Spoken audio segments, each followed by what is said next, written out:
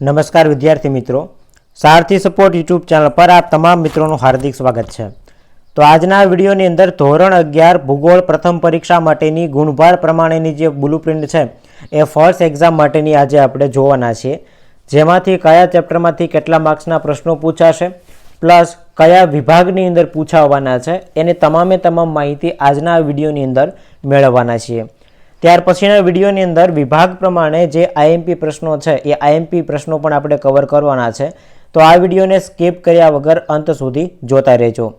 સૌથી પહેલાં તમારે જો આની પીડીએફ ડાઉનલોડ કરવી હોય તો સારથી સપોર્ટ ટેલિગ્રામ ચેનલ ઉપરથી તમે ડાઉનલોડ કરી શકશો, જેની લિંક મેં તમને ડિસ્ક્રિપ્શનમાં આપેલી છે।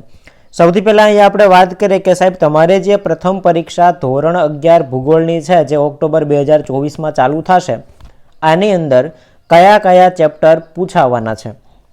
તો ચેપ્ટર નંબર 1, ચેપ્ટર નંબર 2, 3, 4, 5, 6 અને 15 આટલા ચેપ્ટરમાંથી પ્રશ્નો પૂછાશે, રાઈટ। 1, 2, 3, 4, 5, 6 અને 15 આટલા ચેપ્ટરમાંથી તમારે જે પ્રથમ પરીક્ષા છે આની અંદર પ્રશ્નો હશે। હવે બાજુમાં ગુણભાર આપેલા છે અને એક જનરલ વિકલ્પ આપેલા છે, જે ગયા વર્ષથી પરીક્ષાની અંદર દાખલ કરેલું હતું અને આ વખતે તમને ખ્યાલ છે કે હેતુલક્ષી પ્રકારના પ્રશ્નોનું વેઇટેજ વધાર્યું છે, એટલે એમસીક્યુ ટોટલ તમારે 10 જેટલા પૂછાશે। એ બધી હમણાં આપણે ડિટેલમાં ચર્ચા કરવાના છીએ। તો સૌથી પહેલાં આપણે પહેલા ચેપ્ટરની વાત કરીએ તો એમાંથી ટોટલ 6 માર્કના પ્રશ્નો હશે અને જનરલ વિકલ્પ સાથે ગણીએ તો 9 માર્કના પ્રશ્નો થશે, મતલબ કે એક પ્રશ્ન 3 માર્કનો વધારે આપેલો હશે। 50 માર્કનું પેપર લખવાનું છે પણ આપણને આપ્યું હશે 69 માર્કનું, મતલબ કે 19 માર્કનું વધારે આપેલું છે। તો 19 માર્કનું વધારે આપેલું છે એ અહીંયા જનરલ વિકલ્પ આપેલા છે, રાઈટ। બધા ચેપ્ટરમાંથી 2, 5, 5 માર્કનું કે 3, 4 માર્કનું એક્સ્ટ્રા આપેલું હોય, આ જનરલ વિકલ્પમાં કાઉન્ટ થાય। હવે આપણે વાત કરીએ તો બીજા ચેપ્ટરમાંથી ટોટલ 7 માર્કના પ્રશ્નો હશે, જનરલ વિકલ્પ સાથે 9 માર્કના। ત્રીજા ચેપ્ટરમાંથી 6 માર્કનું અને જનરલ વિકલ્પ સાથે પણ 6 માર્કનું, મતલબ કે ત્રીજા ચેપ્ટરમાંથી એક પણ પ્રશ્ન વધારાનો નહીં આવે, 6 માર્કના પ્રશ્નો કમ્પલસરી હશે। એના પછી ચોથા ચેપ્ટરમાંથી 10 માર્કના પ્રશ્નો જનરલ વિકલ્પ સાથે ગણીએ તો 13 માર્કના પ્રશ્નો થાય। પાંચમો ચેપ્ટર છે એમાંથી 8 માર્કના પ્રશ્નો જનરલ વિકલ્પ સાથે 10 માર્કના, મતલબ કે 2 માર્કનું એક્સ્ટ્રા। 6 નંબરમાંથી પણ 8 માર્કનું પૂછાશે 10 માર્કના જનરલ વિકલ્પ સાથે, મતલબ કે 2 માર્કનું વધારે। એના પછી સૌથી વધારે જો કોઈ ચેપ્ટરમાંથી જનરલ વિકલ્પ આપેલા હોય તો એ ચેપ્ટર નંબર 15 છે। આમ ગણો ને તો 5 માર્કનું ચેપ્ટર છે, પણ જનરલ વિકલ્પ સાથે એ ચેપ્ટર 12 માર્કનું થાય, મતલબ કે અહીંયા 7 માર્કના ટોટલ પ્રશ્નો એવા છે કે જે તમને એક્સ્ટ્રા આપેલા હોય, રાઈટ। એવા પ્રશ્નો છે કે જે તમને પરીક્ષાની અંદર એક્સ્ટ્રા આપેલા હોય, જનરલ વિકલ્પની અંદર કાઉન્ટ થતા હોય એ ટાઈપના। ત્યાર પછી આપણે એ વિભાગના પ્રશ્નોની વાત કરીએ તો એ વિભાગની અંદર તમામે તમામ ચેપ્ટરમાંથી પ્રશ્ન હશે।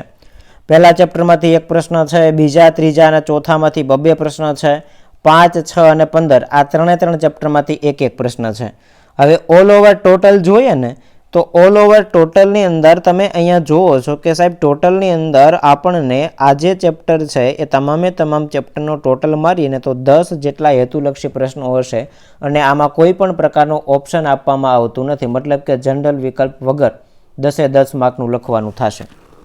ત્યાર પછી બી વિભાગની અંદર ટોટલ 5 પ્રશ્ન લખવાના હોય છે, તો એ જે 5 પ્રશ્ન છે એમાંથી 2 પ્રશ્નો તમારે ચેપ્ટર નંબર 5 માંથી હશે, 2 પ્રશ્ન ચેપ્ટર નંબર 6 માંથી અને 1 પ્રશ્ન ચેપ્ટર નંબર 15 માંથી હશે, રાઈટ। તો આ 5 ક્વેશ્ચન લખવાના થશે અને 5 કમ્પલસરી છે, જો અહીંયા લખેલું છે તો કે આની અંદર પણ કોઈ પણ પ્રકારના ઓપ્શન હશે અને 5 માંથી 5 ફરજિયાત છે।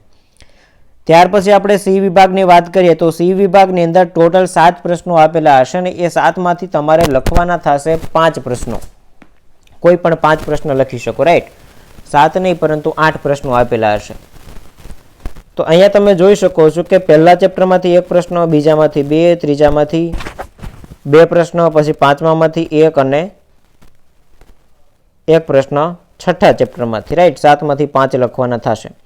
ત્યાર પછી 8 નંબરનું ત્યારબાદ ડી વિભાગ છે, એમાં 7 પ્રશ્નોમાંથી 5 લખવાના છે, પહેલામાંથી 2, બીજામાંથી 1, ચોથામાંથી 2 પ્રશ્ન અને 2 પ્રશ્ન 15મા પાઠમાંથી હશે।